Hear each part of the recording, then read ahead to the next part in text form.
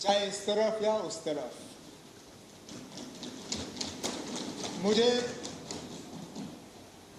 मैं तो ये मतलब दावे से कहता हूं कि मुबारक गुल साहब चीफ विप हो या ना हो, स्पीकर हो ना हो, इस हाउस के मेंबर हो या ना हो,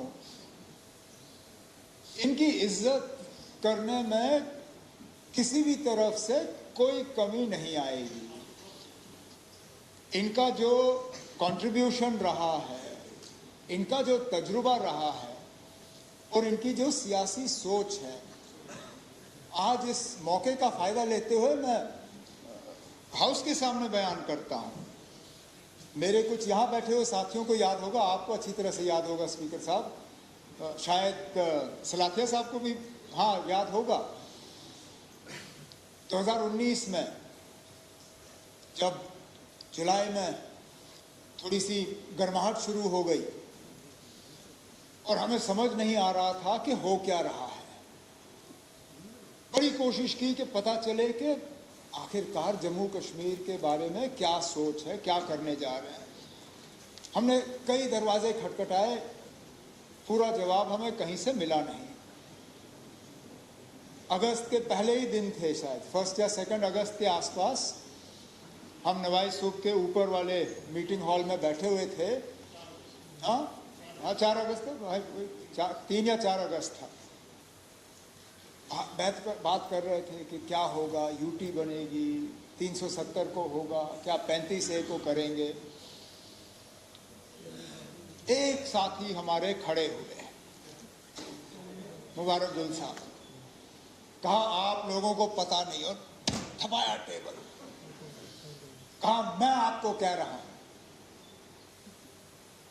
370 भी जाएगा, 35A भी जाएगा, रियासत के 2 हिस्से होंगे, हम रियासत भी नहीं रहेंगे।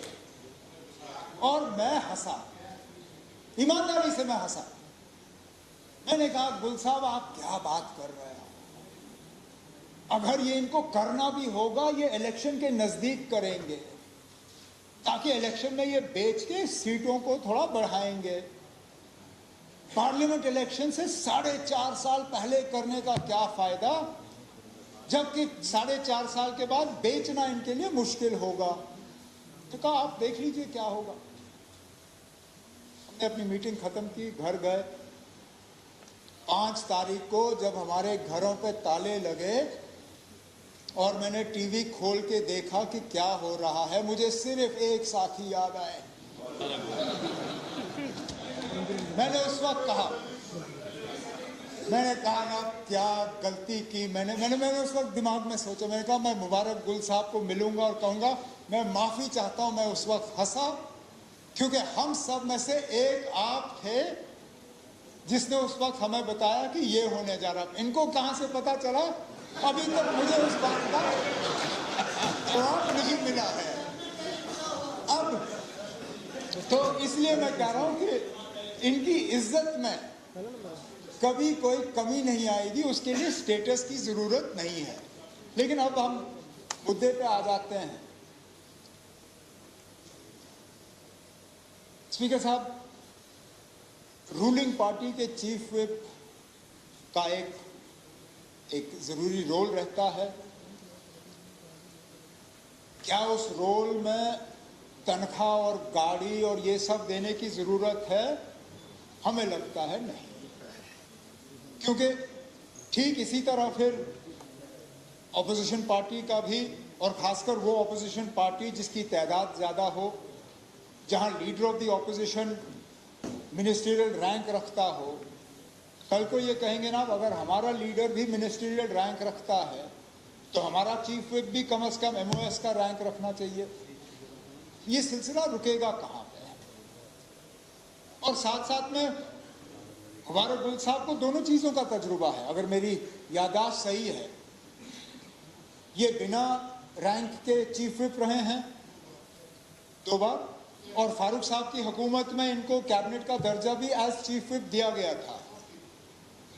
तो आप एडवाइजर थे, वो चीफ विप की हैसियत से नहीं थे, वो एडवाइजर की हैसियत से आपको रैंक मिला था। लेकिन फारूक साहब की हुकूमत में एज चीफ विप आपको कैबिनेट का एक दर्जा दिया गया था। अभी तक मैं समझ नहीं पाया हूं कि उस दर्जे में मिलने और ना मिलने में आपके काम में कोई फर्क तो नहीं आया, क्योंकि मेरे साथ आप बिना रैंक के चीफ विप रहे अभी भी, और उस वक्त आप थे। मुझे नहीं लगता है कि ये दर्जा देने की जरूरत है। और दूसरी बात, जो आपने अब कागज असेंबली के साथ शेयर किए, हमारे साथ भी शेयर करिएगा, क्योंकि हम फिलहाल तो हम रियासत है नहीं। आपने कई रियासतों में देखा होगा, उन्होंने मत दिया हो, हम बदकिस्मती से अभी भी यूटी हैं। यूटी विद असेंबली 2 ही हैं, पौंडीचेरी, दिल्ली और हम तीसरे। जहां तक हम समझ पाए हैं अभी इस तरह की प्रोविजन किसी और यूटी में है नहीं। लेकिन चीफ विप का रोल, किस तरह हम इनकी मदद कर सकें गवर्नमेंट के तरफ से, पार्टी के तरफ से, वो हम कर लेंगे।